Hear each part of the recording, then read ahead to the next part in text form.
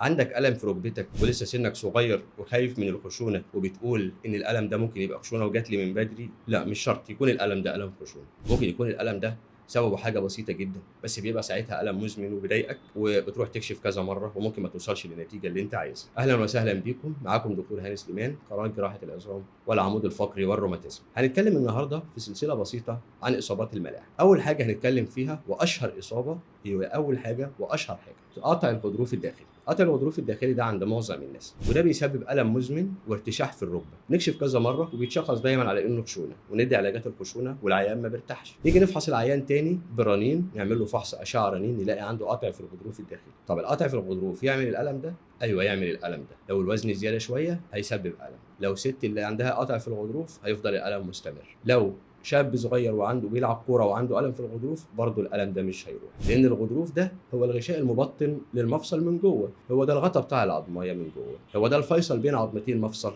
الركبه. لو حصل فيه قطع بيحصل احتكاك مباشر بالعظم وممكن تعمل تقرحات في المفصل، والتقرحات دي بيبقى المها مزمن وما بتتعالجش غير بالجراحه. طيب لو في قطع في الغضروف الداخلي واكتشفنا ان هو موجود، بعض الناس ما بتهتمش بيه، لكن هو فعلا شيء مهم جدا. احنا ما بنهتمش بيه لان هو بنقول شويه الم بيجوا شويه وبعدين نديله علاج العيان يخف ويرتاح وبعد شويه يرجع الالم تاني، فمش فارقه. لا هي بتفرق كتير، لان قطع الغضروف الداخلي ده بيعمل قطع في الغضروف المبطن لسطح المفصل، فيبدا يحصل احتكاك بين العظمتين وتعمل قرحه في المفصل. القرحه دي بقى هي الاصعب وهي دي مضاعفات الغضروف، لان القرحه ديت بتسبب جرح في العظميه من جوه، فيقعد المفصل مع التاني والفرد يعمل الم شديد ويبدا يحصل تاكل في العظمه لان العظمه مكشوفه وبنسميها قرحه المفصل. طيب قرحه المفصل دي ليها علاج؟ ليها علاج. طيب ما نعالج من الاول الغضروف المقطوع احسن ما نوصل لقرحه المفصل. طيب ازاي يا دكتور هنعالج الغضروف؟ الغضروف ده عباره عن غشاء مبطن لسطح المفصل لونه ابيض زي القرقوشه اللي بتبقى في العظم كده، يعني مش واصلها دم، يعني ما بيلتئم. القطع بتاع الغضروف لا يلتئم، لازم نتدخل جراحيا بالمنظار، ودي بتبقى جراحه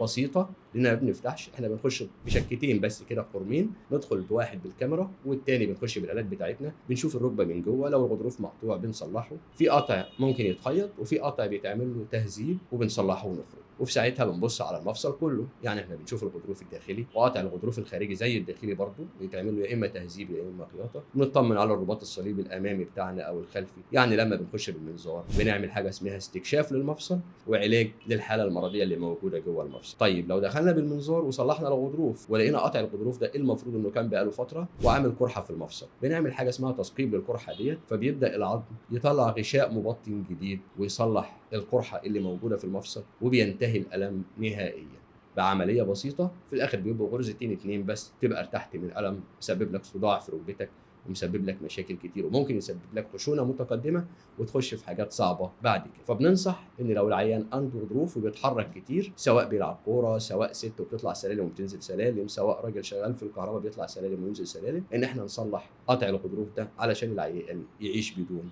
الم. تمام؟ يبقى ده الجزء الاول اللي احنا اتكلمنا فيه عن قطع الغضروف الداخلي وبنصلحه بالمنظار، هو لا يتم تصليحه من غير هذا التدخل الجراحي. وزي ما قلنا ده تدخل جراحي بسيط مش مخيف ولا مرعب، دي حاجه بسيطه جدا ونتيجتها 100% ان شاء الله. السلام عليكم ورحمه الله وبركاته.